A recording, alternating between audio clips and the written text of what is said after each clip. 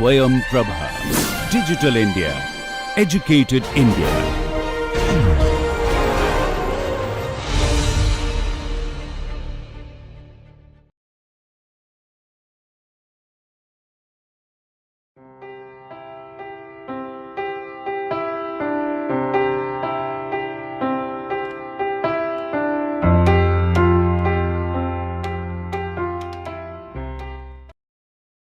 Good morning everybody and welcome again to our course on Introduction to Mechanical Micromachining.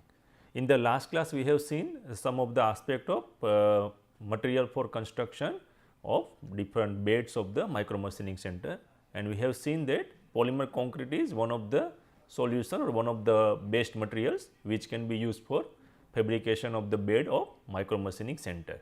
Then we can discuss about guideways which can be used to move the table in the xy direction and the axis of tool, that is z direction, that what are the different guideway we can use for making those type of components. So, let us continue this topic in the guideway. So, in the last class we have seen this slide where we have two different type of guideways. These are called the linear guideway and these are called the box type guideway. So, we will go through both the types and how these things are useful and these things is not useful in terms of advantages and disadvantages of both the cases. And we have seen that these are used for loading of this, means it will take the load of the component or the workpiece which we are putting. So, these are the guideway and this is the table on which you are putting your workpiece. So, this whole thing will move to and fro. So, that is one particular axis, let us consider it is a y axis, and the same thing is for the x axis also. So, you need two such type of guideways for making x and y motion, and if it is a z axis then you need one vertical such guideway, so that you can get x, y, z all the motion together.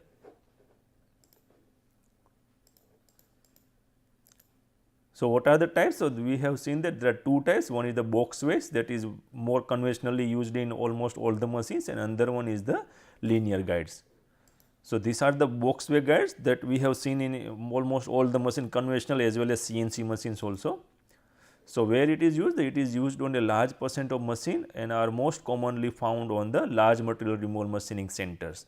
Why it is so? Because it has a large load carrying capacity, because if you see the size of this particular table which is moving on the top of this slide, where it is very heavy, and on the top of that again you are putting a workpiece and then you start machining. So, there are static loading from this workpiece as well as slide, and when you do machining at the time forces occurs because of the machining also. So, it is mostly used for the large metal removal machining processes where the size of this component and the machining forces are very large.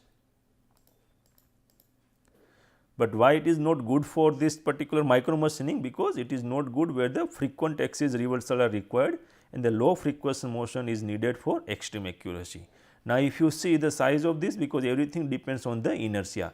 Now, if you consider that you are moving one object of a 50 kg and it is moving in this direction, and suddenly you want to stop it here at this location,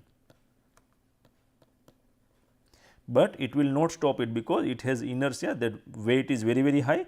So, if you want to stop it here, you have to reduce the motion or you have to stop the motion here at this location, because whatever the power supply you are using, if it is stopped at this location, then it will actually move slowly and it will completely stopped at this location. If you stop this thing here, then again it will move little bit because of its inertia. So, that is the big problem with the heavy duty guideway or heavy duty slide way, whatever we are using here. So, if that is also problem, one there is the low friction motion, because when the weight is more, at that time you know the friction is also very high. So, in that case, so that is very problematic in that particular sense. And other thing that we do not remove more amount of material, and this is particularly for the high material removal rate. So, we cannot use this particular guideway or the boxways for micro machining operations. So, that is the problem, because when you want to move axis from here to here, suppose it is the starting point is here and then you are moving at this location, and instantly you want to move in this direction, that is not happening, because it will move little bit at this location and then you have to start this motion and then it will move to, because of this high weight of the component. So, that is not the right choice for micro machining applications. Another one is the linear guideway. So, it is a good choice for micro milling machines. So, how this thing happens, that it allows linear motion using the roller element or the ball and roller. So, this is one schematic diagram of this linear guideway. So, what are the things are there? So, these are the bearing, or there are two types of things. One is either you can use ball or you can use the roller, whatever is feasible depending on the applications. And then what these things are doing, that it will actually come into contact with this particular part. So, basically what we are doing, that instead of a two flat contact, what we are doing, that we are putting roller in between these two, correct. So, what is going to happen here, that the friction will be very less, because now here the contact area was very large, but here contact area is either point type or it is in case of ball bearing, and if it is a roller then it is a line contact. So, in that case it is very easy to move those things, right. So, here the coefficient of friction is 1/5 of the traditional slide bearing. So, whatever I just now shown you here, so that is comparison with that. So, it is 50 times less than the whatever coefficient of friction you are getting in the traditional part. So, that is one of the advantage, and can take up loads in up down and the left right direction. So, what is important thing here, that suppose you are loading from here to here or you are loading from top to bottom, everywhere it will compensate. That means, there is no problem in the loading direction. So, that is one of the advantage, because when there is a thrust loading and the bending force is because of the machining process, at that time your guides or the guideway should not give any type of deflection or the deformation and deformation during machining. So, that is very good advantage of this particular part, and offer low static and dynamic friction and are well suited for high degree of multi-axis and complex motion. So, why static friction? Because now if it is in the stationary mode, only the balls are in contact with this part. So, you will not get so much of friction here, and dynamic friction, when they are moving, at that time again there is no any change in the contact points. So, number of contact points which are in the static position, dynamic position, that will not change. So, that is the very good example or very good advantage of using this linear guideway. So, let us see this particular video where almost everything is clear. What are the different components, what way you can define the different type of specification of the machine and specification of the linear guideway, and where this particular guideway are used in the different applications. So, let us go through that video and I will explain through that video step by step. So, here what it is showing,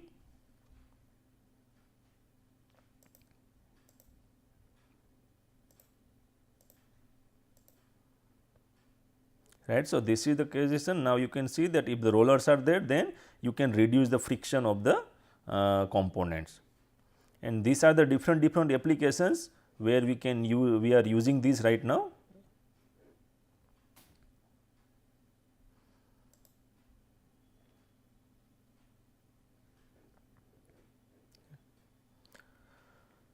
Right. So, there are different type of instruments. So, these are the things where we need a sliding motion for the different type of operations. In machine tools also available for movement of one component to other component also we requires.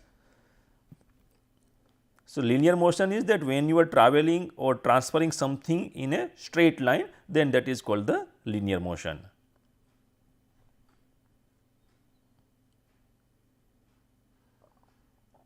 Right. So, that is the advantage of these things. So, here it is a sliding, so resistance is very high because your contact area is very large here. But when you are adding a rolling element here, either ball or the roller, then less resistances are there because the contact points are very less, that apparent contact area between the two surfaces are very less.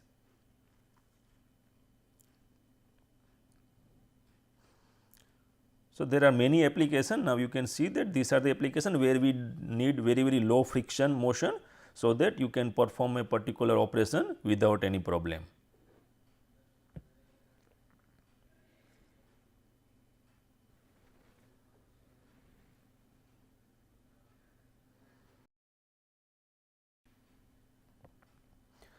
So, what is the initially what was the thought that it was used as a linear bearing. So, what is the linear bearing? So, linear bearing is that there are balls available and this is the bush of that bearing and this is the shaft. So, here what is happening that balls are actually moving in a this way only in this particular direction, not onto this particular circular tap. So, linear bearings are not actually useful for torque transmission because it does not have any type of restriction on the circular component. It will move in the forward and backward motion also. That is the problem with the linear bearing, because you will not get any slot. So, these balls will be scattered away when it is moving in the torsional parts. So, cannot transmit torque and poor load bearing ability and the short service life if you are using linear bearing as a linear mode.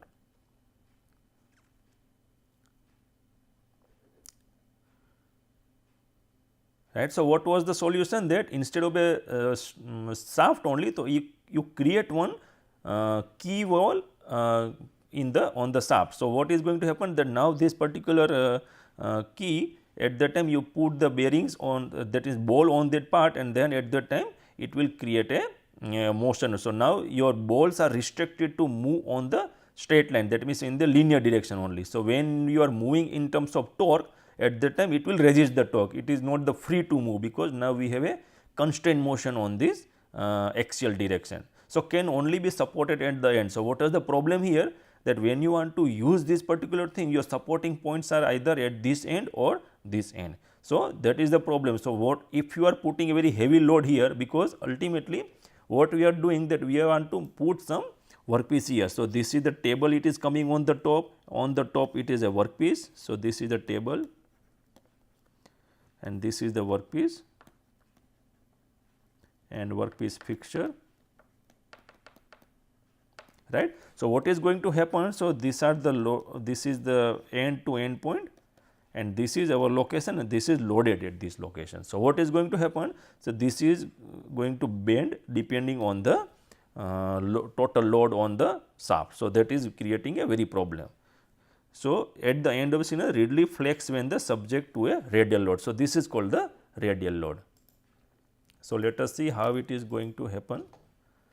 Now, see this is going to happen when it is subjected to the radial load. So, that is because of that loading from the top part. So, this is also not the good way.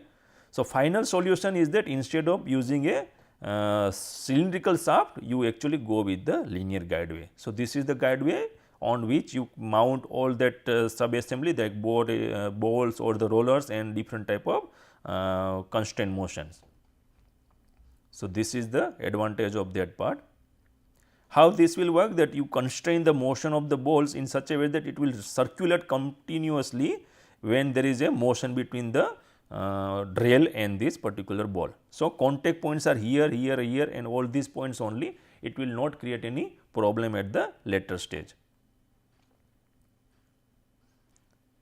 And we have seen that if contact is ball point, so there is no any issue related to friction, very less frictions is there. So, these are the number of balls which can be used and these are the application by which you can get the things done. So, these are the sockets from where you can get this thing.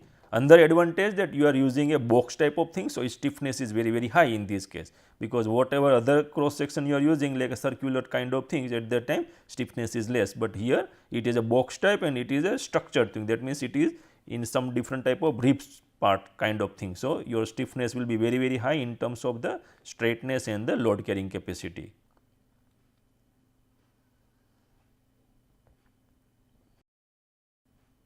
So, this is the vertical motion, and if you transfer in other direction, then you can get the different kinds of motion.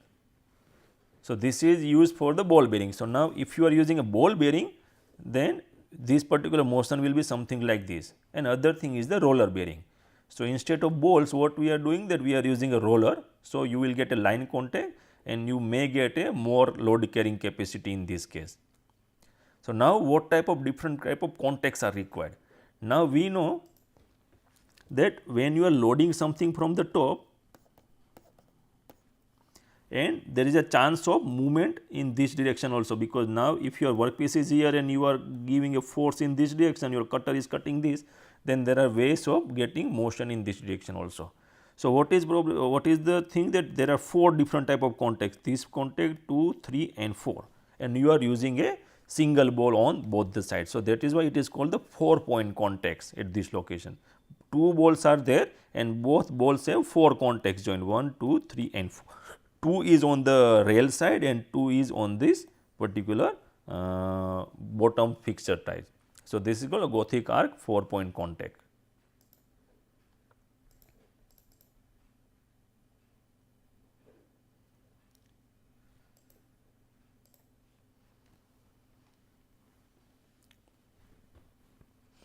Now, there is another way. So, now instead of 2 balls we are using 4 balls, but now what we have done that we have actually converted that, we have separated that contact points.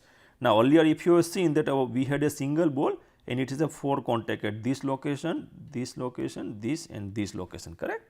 So, now what we are doing here that we are separating out these 2 contacts in a one bearing and these 2 contacts in the another ball. And now, these are the 2 contact and circular arc 2 point contact bearings. So, these 2 bearings will help and it will make sure that when you are loading from the top, this whole thing will not move or displace very seriously in that particular direction.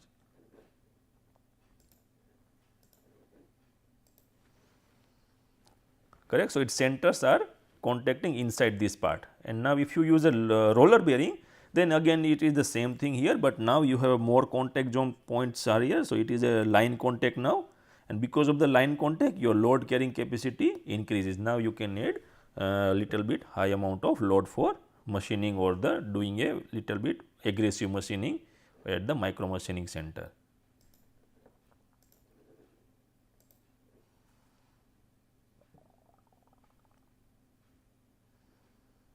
Correct. So, now there are different configurations that how we can define those things. So, it is called face to face configuration, DF face to face. Now, what is that thing? That now, if the center of this both the balls, if it is going inside it, then it is called the face to face configuration. Now, you can see that contact points are here. So, these are the contact points of this bearing and these are the this bearing. So, it says the center point, if you are extend the line of the center, then it will they will match at the inside the part, not on the outer side. So, that is why it is called face to face configuration.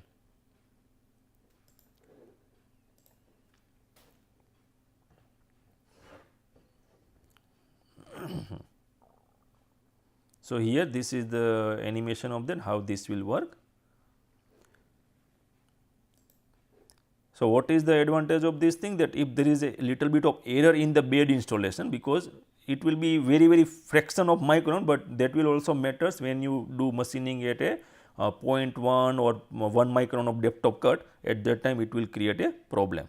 But this particular alignment will not create problem if you are using this type of face to face configuration. So, balls have adjustment ability that the block can move back and forth smoothly, even though there is the problem little bit kind of thing. So, now this is called back to back configuration BD type. So, here now these particular balls have contact point, that means center line moving in this particular direction. So, that is called back to back configuration.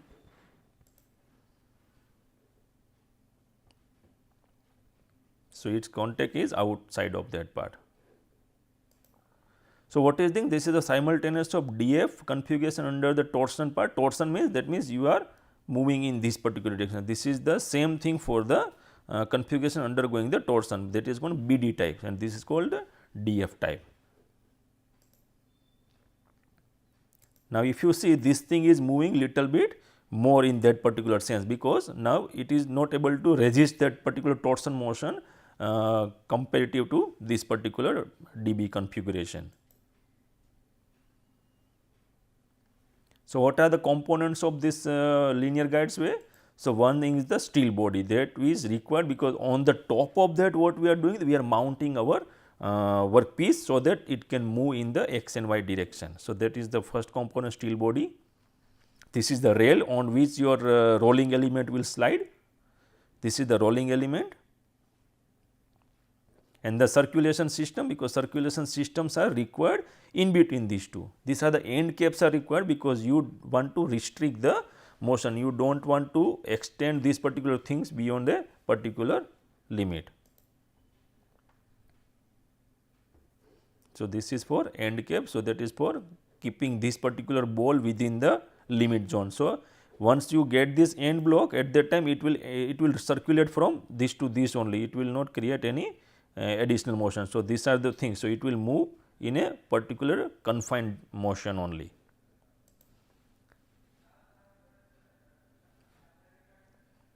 Correct. So, this is the way this particular ball will move in that direction, and this is the rolling element retainer. So, retainers are required because this particular retainer will make sure that balls are not actually moving in a other direction.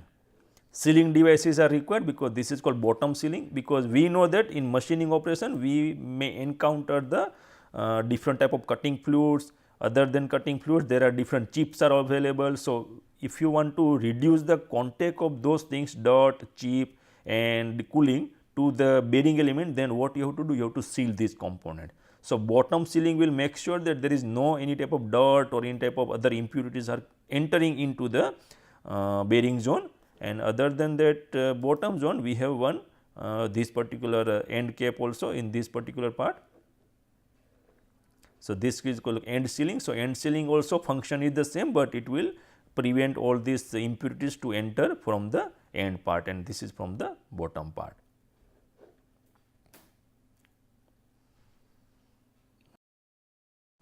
So, first thing is the basic static load rating. So, what is that basic static load carrying? That suppose when a liftman is lifting one particular load, then what is this is the initial position. So, now if you are adding more and more load on this, what is going to happen? Your hand will be going down and down. So, this is the next position when you are adding more and more weight. So, what is happening? So, this is the initial load where it was at this location, and then if you are adding load continuously, your next position will be this one. So, this is your next position. So, when L0 minus L divided by L0 is 1 of, it is a 1 of 10,000 of this point. So, that is the called load based static load bearing capacity. So, right now we are not moving it. So, this is in the static location only. So, this is how we can actually calibrate this thing, that you put a load from the top and then it will give a load versus displacement curve on this particular charge. So, if it is permanently deformed, that means it has very low static load carrying capacity. So, this is what it is, it should not deform permanently, and so that is whatever the load it is happening, that is the load carrying capacity. So, total permanent deformation is 1 of 10,000 of the diameter of the rolling element. Why we consider this rolling element diameter? Because we know here that this is the ball which is playing important role here, that it has everything here. So, this is the ball, and now this thing if it will deform means there is some type of deformation, either it is not circular now or it has some worn component from any other location. So, now what is going to happen, that your ball will be something like this. So, it is not completely in the contact with this part. So, whatever is this part is there, so that will create a clearance. So, this clearance will create a problem in the adjustment in this particular direction. When you are moving in the when you are calculating the distance at this particular location, it will not create problem, but at this location it will create problem.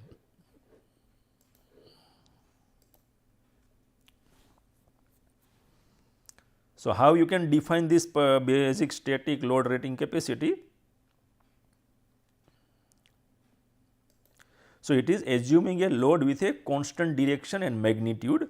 The static load at the instant when the total permanent deformation of the rolling element and the track surface is at the point of contact experiencing the greatest stress reaches the 1/10th of 10,000 of the diameter of the rolling element. So, what does it mean? Right. So, this is the when you are putting a load of a constant direction and magnitude, that is more important, because that is why we are considering is a static load. So, there is only one direction, we are not moving in other direction. So, it is mostly considered load from the top normal direction. So, what is happening that we have a ball here, this is the rail. So, we consider this thing is the rail, the total permanent deformation of the rolling element. So, this is the rolling element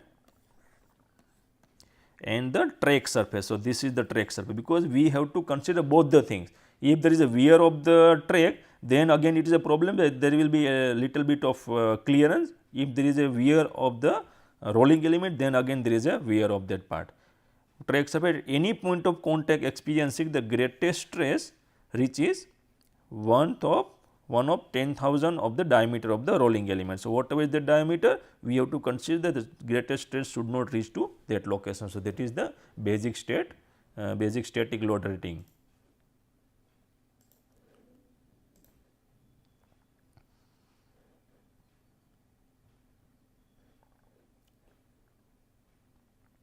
Right. So, second thing is the permissible static moment. So, now these are the different moments. Earlier it was the load only, now it is a movement. So, it is a rolling movement. So, this is your vertical direction. So, it is moving on left and right. Right. So, when you see from the top, then it is called yaw motion. There, this thing we have seen in that geometric error in the machining, and this is called the pitch motion. So, that is looking from the left side or the right side. So, these are the motion that is mostly happen when you are doing machining of the side cutting or something, slot cutting, something like that. So, if under this condition also the same thing, that if the deformation is 1 of 10,000 of the diameter of the rolling element.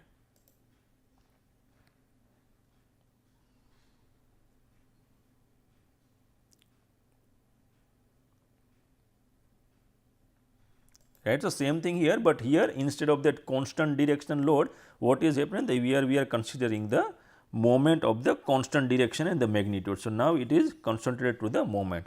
Under this particular condition, if the total deformation of the rolling element or the track surface at any point of contact experiencing the greatest stress reaches the 1 of 10,000 of the diameter of the rolling element. So, same definition, but there is a difference in the content. So, here we are talking about moment, and earlier case we were talking about the static motion.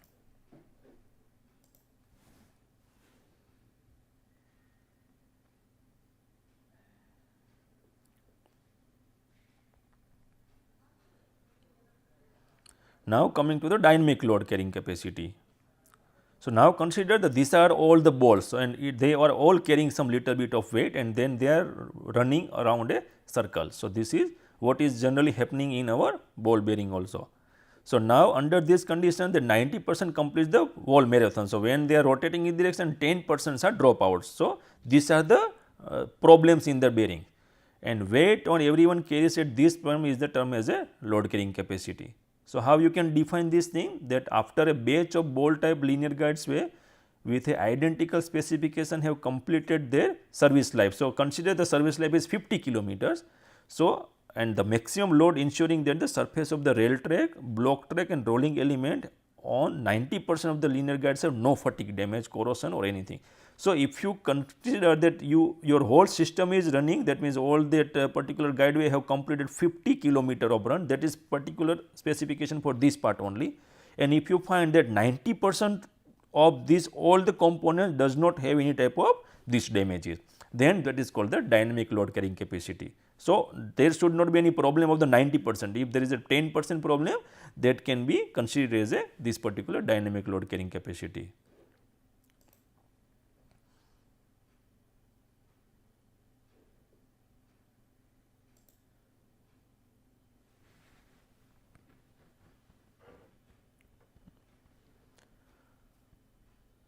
The basic dynamic load rating capacity, that will ensure the rated dynamic load is used to assess the service life of the linear guideway. Larger the load bearing capacity, then longer is the service life, because we know that if it is a 50 kilometer, if it is reaching more than 50 kilometer, then actually our life is increased, because now 10% of that particular deformation or the defect, it will occur after 70 kilometer also, 100 kilometer also. So, in that case, it higher is the dynamic load rating capacity, longer is the service life of the component. Rated service life, again let us define that part again. So, again we are rotating these all balls in that same direction, and there are hundreds of these runners or balls, and when what is going to happen, that one by one if they are going down and down, then 90% runners are still in the marathon. So, that is 90% balls are still working at that particular location. So, this is how we can define that part. So, this is the under operation part. So, when you are working with this particular part, and if you find that 90% of the things are still working in that system, then that is called the service life of that component. So, maximum distance can be achieved after which the 90% of identical guides wave from the same product batch operating under the same condition and with the same rated load do not suffer any surface erosion. So, what is our objective, that what is the distance it can cover within 90% of the guides way without any deformation. So, that is the way, that means higher is this particular thing, more is the service life of the component. So, this is how we can define different type of things, and let me finish this lecture here. We will continue this video further in the next class. Thank you very much.